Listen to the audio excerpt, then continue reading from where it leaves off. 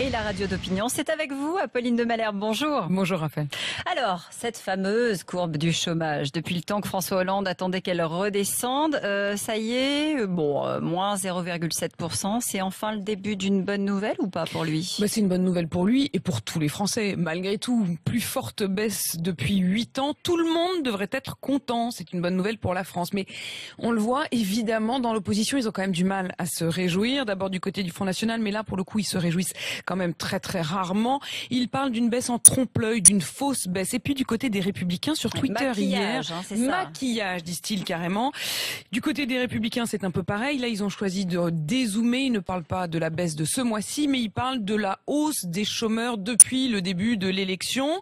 Est-ce que pour une fois, la classe politique pourrait pas effectivement se réjouir d'un même élan? Et puis, il y a quand même ce problème sur les chiffres. Vous disiez à l'instant le mot maquillage, qui est un mot qui revient dans la bouche des uns et des autres. Et d'ailleurs, le Parti socialiste faisait la même chose quand les chiffres étaient rarement, mais quand ils étaient bons, du temps de Nicolas Sarkozy. Qu'on ne puisse pas se mettre d'accord sur des chiffres ici en France, c'est un climat de défiance, de suspicion permanente, une présomption de magouille ou de mensonge. Alors certes, il y a eu des radiations, davantage ce mois-ci que les mois précédents.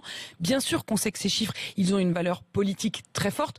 Enfin, on aimerait bien qu'au moins sur les chiffres, tout le monde puisse se mettre d'accord. À l'Élysée, il n'y a pas de cocorico, ils font très attention à leurs mots, mais on imagine que François Hollande, évidemment, lui, pour le coup, doit faire la fête dans son bureau, parce que sa candidature, il l'a liée à cette baisse du chômage. Alors justement, est-ce que ça peut durer? Est-ce que du coup, il va pouvoir se représenter? Alors, il a dit qu'il se représenterait si cette baisse, elle était crédible et durable. Donc, il va falloir attendre un tout petit peu. Et puis, on le sait bien, de toute façon, ça ne reviendra pas au niveau où il était quand il est arrivé au début du quinquennat. Il y a quand même eu 625 000 chômeurs de plus depuis 2012. Mais globalement, on a quand même le sentiment que cette politique, elle est menée un peu à tâtons. Il y a des mécanismes qui sont morcelés, qui sont complexes et qui sont surtout incohérents. Il y a d'un côté le CICE, le contrat impôt compétitivité emploi, et puis de l'autre côté, il y a un écrasement fiscal dénoncé par Manuel Valls lui-même la semaine dernière.